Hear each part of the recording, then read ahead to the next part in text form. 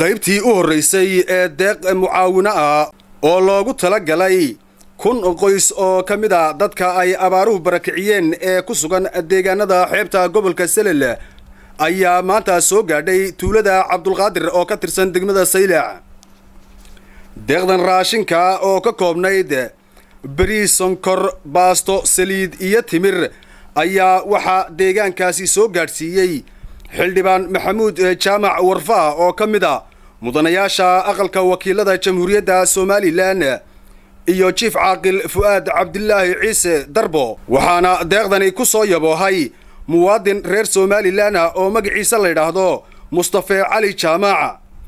khayr qabahan oo haatan ku sugan magaalada Berbera oo aan khadka telefoonka kula xidhiidhay ayaa ii sheegay in uu toddobaadkan soo maray meelo kamida deegaanada xeebta gobolka Selel, gaar ahaan meelaha ay sida xun u saameysay abaarta ka dhacday deegaankaasi, isla markaana uu ku arkay dad aad u itaal daran oo u baahan mucaawino degdeg ah.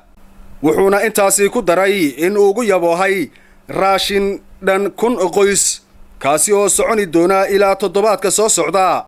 deeqdani raashinka ayaa waxaa laga soo bilaabay deegaanka Habaas iyada oo maantana loo qaybinayay magaaladaasi Cabdulqaadir, isla markaana maalmaha soo socda lagu wado inuu soo gaadho deegaanada Madaxdadley, Jiri iyo Laanta Marohda.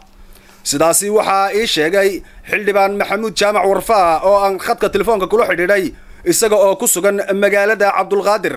geesta kale waxaa xasuus mudan raashinkan oo maanta loo soo qaybiyay deegaanka Habaas, isla markaana gelinkii dambe loo qaybin lahaa deegaanka Cabdulqaadir ayaa ilaa gelinkii dambe hakad galay kadib roobab lixaadle oo deegaankaasi ka da'aya ilaa haatan.